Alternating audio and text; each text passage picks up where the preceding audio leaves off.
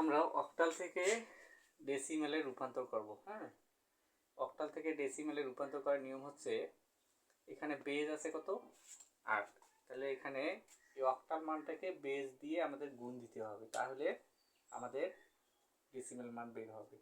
তাহলে 7 গুণন 8 যোগ 6 গুণন 8 যোগ 2 গুণন 8 যোগ 5 গুণন 8 যোগ 3 গুণন 8।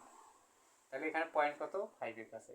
তাহলে এখানে বেজের ওপর প্রথমে পাওয়া দিতে হবে 0 1 2 পূর্ণ সংখ্যার ক্ষেত্রে, তারপর বাম দিকে হবে -1 -2। বর্ণ সংখ্যার ক্ষেত্রে হবে আমাদের বাম দিক থেকে ডান দিকে যাবে, -1 -2 -3 এইভাবে যতগুলো সংখ্যা থাকবে। আর পূর্ণ সংখ্যার ক্ষেত্রে 0 থেকে এদিকে যত সংখ্যা থাকবে সবগুলোর উপর পাওয়া যাবে।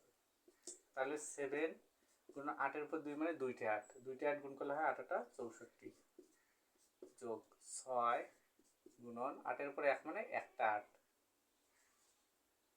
যোগ 2 গুণন যে কোনো সংখ্যার উপর 0 মানে 1 হয় যোগ 5, এই মাইনাস মানে ভাগ, তাহলে 8 এর উপর 1 মানে 1টা 8 যোগ 3 মাইনাস মানে ভাগ, 8 এর উপর 2 মানে 2টে 8 8টা 64 ইকুয়াল 7 আর 64 গুণ করলে কত হয়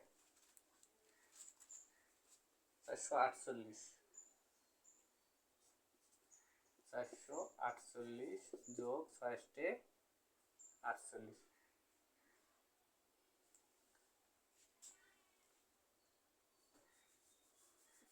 এখানে 7 7 4 সাথে 28 8 হলো 2, 6 সাথে 42 আর 2 44, ঠিক আছে, যোগ 6 এর 6 6 কত হয় 48 যোগ 2 একে 2 যোগ 5 ভাগ 8, তাহলে 5 কে 8 দিয়ে ভাগ দিলে কত দাঁড়ায় 625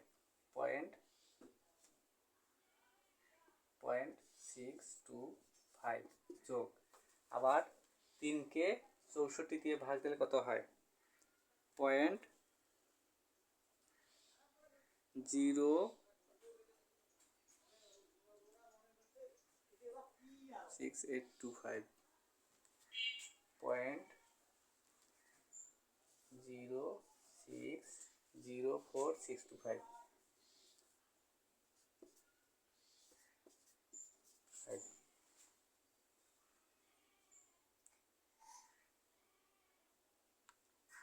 6825।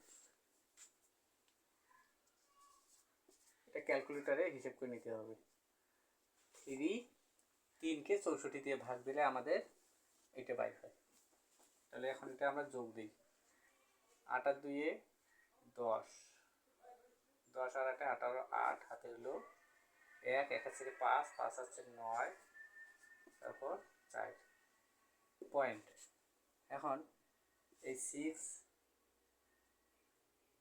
আপনার এই তিনটে, তাহলে 5 আর 6 5 11, 1 হাতে হলো 1, 1 আছে 5, 5 আর 2 এ 7, 0 6, আর এদিকে অবশিষ্ট আছে 825। এইটা হচ্ছে আমাদের ডেসিমেল মান বের হয়েছে। তাহলে এখানে উত্তর দাঁড়ালো 762.53। এটা হচ্ছে অক্টাল, এর ডেসিমেল মান হচ্ছে 498.67182। এটা হচ্ছে ডেসিমেল।